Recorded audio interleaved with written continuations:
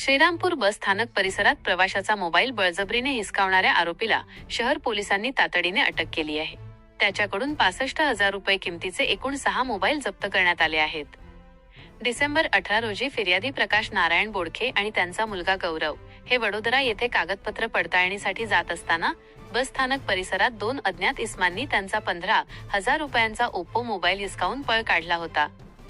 Police निरीक्षक नितीन देशमुख यांच्या मार्गदर्शनाखाली तपास पथकाने तातडीने सूत्रे हलवून निखिल नितीन आवारे वय 21 गोंधवणी याला ताब्यात घेतले.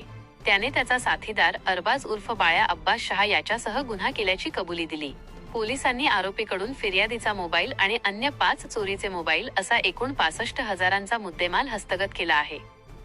ही कारवाई सहाय्यक पोलीस निरीक्षक रामचंद्र शिखरे, रोशन निकम, प्रसाद साळवे, संभाजी खरात, अमोल पडोळे, सचिन दुकळे, अजित पटारे, रामेश्वर तारडे, मच्छिंद्र कातखडे, सचिन काकडे आणि ज्ञानेश्वर वाघमोडे यांच्या पथकाने केली.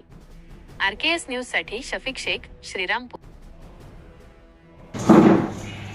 फिर्यादी नामे प्रकाश बोडके यांनी काल रोजी श्रीरामपूर शहर पोलीस स्टेशन येथे फिर्याद दिली होती की ते त्यांच्या मित्रासोबत त्यांचे गावी जाण्यासाठी श्रीरामपूर बस स्टँड परिसरात असताना 2 अज्ञात चोरट्यांनी तेथे येऊन त्यांच्याकडील मोबाईल बळजबरीने त्यांना मारहाण करून काढून नेला होता. त्याबाबत पोलीस स्टेशनला फिर्याद झाल्यानंतर श्रीरामपूर शहर पोलीस स्टेशनच्या गुन्हे शोध पथकाला त्याबाबत आरोपींचा शोध घेऊन पुढील कारवाई करण्याबाबत आदेशित केले होते.